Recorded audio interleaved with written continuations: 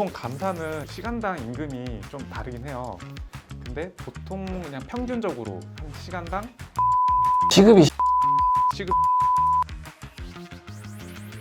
세무사들이 가장 많이 하는 기장을 말씀드릴 건데 가장 흔하지만 그 세무사들 사업의 그 토대가 되는 이런 근간이 되는 거죠.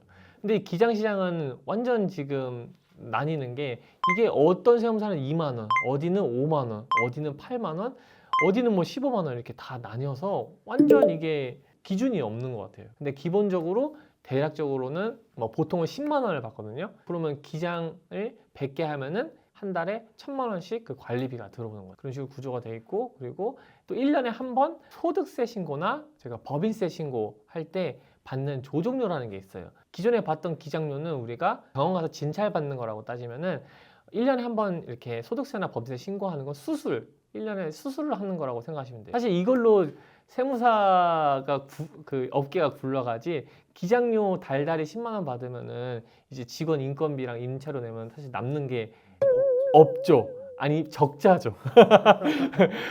근데 이제 이게 괴리감이 드는 게 사장님들은 내가 달달이 기장료를 내는데 조정료를 내가 또 왜 내냐 이렇게 돼버리다 보니까 이 세무업계가 계속 이렇게 혼탁해지고 약간 이런 게 있는 것 같아요. 그래서 조정료를 안 받으면 사실 세무업계가 이게 적자기 때문에 어쩔 수 없이 그렇게 받는 구조고, 조정료 얼마 받으시나요?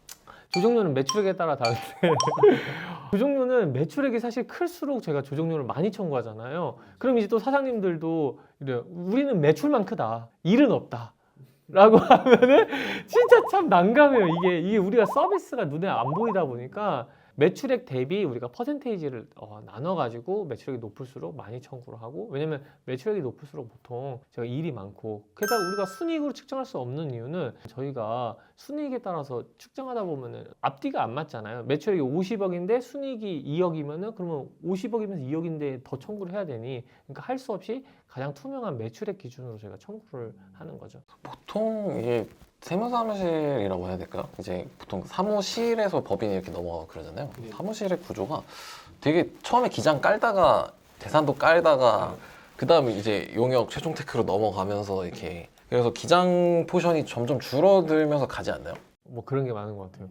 왜냐면은 저희가 기장 재산 용역이 있으면 여기서 제일 저 부가가치가 사실 기장이고, 그 다음이 사실 재산이고, 그 다음이 용역이라서 점점 이제 고부가가치 일을 하려고 옮겨지는 게. 근데 이제 세무사무실도 기장이 베이스가 돼야지 여기에서 재산도 파생이 되고 여기에서 용역도 파생이 되다 보니까 기장을 좀 탄탄하게 갖춰놓은 기업이 내가 성장 방향성에 따라서 수익 구조를 다변화시킬 수 있는 것 같아요. 그래서 나중에 기장을 아예 안 하시고 그냥 재산만 하거나 용역만 하시는 분들 계시고, 아예 나는 기장만 하겠다 이렇게 해서 기장만 하시는 분들도 계시고. 근데 이제 우리도 기장도 특화된 업종들이 있잖아요. 세무사들 보면 병의원 특화 뭐 세무법인이 있을 거고, 뭐 유튜브라든지 뭐 웹툰 이런 작가들의 특화된 곳들이 있을 거고, 그다음에 일반 모든 업종을 다 받아주시는 곳들도 있고. 근데 보면 특화된 업종을 하시는 세무법인과 세무사무실이 수익 구조 보면 좀 더 나은 것 같아요. 단가 차이가 많이 나다 보니까 똑같은 일을 해도 더 많은 수익이 나는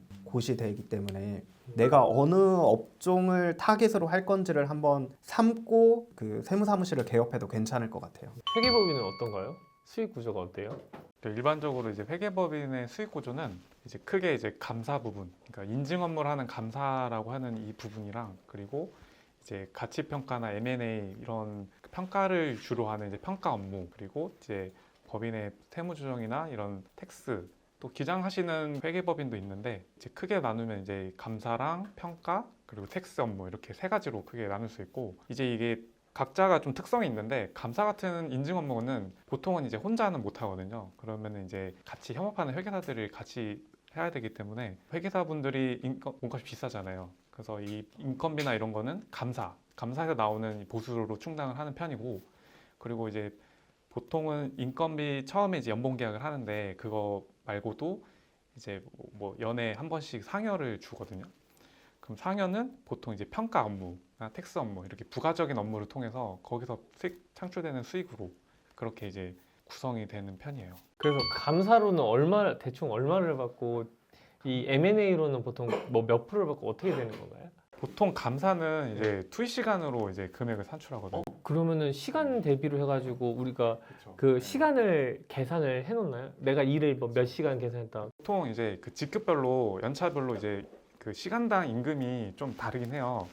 근데 보통 그냥 평균적으로 일반적으로 보면은 한 시간당 10만 원 정도 이렇게 계산을 해서 시급이 10만 원이요? 시급 10만 원 이렇게 계산을 하는데, 근데 이게 말이 그 가격을 산정하기 위한 지표인 거지 사실은 뭐 8시간 계약을 해도 그 이상을 해요. 맨날 야근하고 뭐 3일 워킹데이라고 어떤 규모를 보고 매출 뭐 100억 이하면은 뭐 한 3일 정도 뭐 이런 식으로 설정을 한다 치면은 그 3일로 통해서 이제 가격은 산정이 되지만 구술은 산정이 되지만 거기에 투입되는 시간이나 이런 거는 정말 그 천차만별이에요.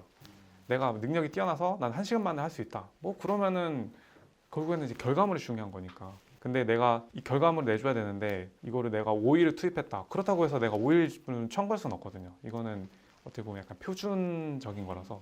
그래서 항공에서도 이거를 이제 표준 시간이라고 해서 배포를 해요. 그래서 그 회사의 매출이랑 그리고 자산 규모 이런 거 입력을 하면은 너네가 지금 해야 되는 표준 시간이나 이런 거는 적정 어느 정도다 이런 게 나와서 그거 기준으로 이제 청구를 하고, 그것 때문에 이제 한번 그 회계사의 연봉이 한번 많이 업된 적이 있었거든요. 몇 년 전에, 한 불과 2, 3년 전에. 그때도 이제 그 근거가 됐던 게 표준 시간.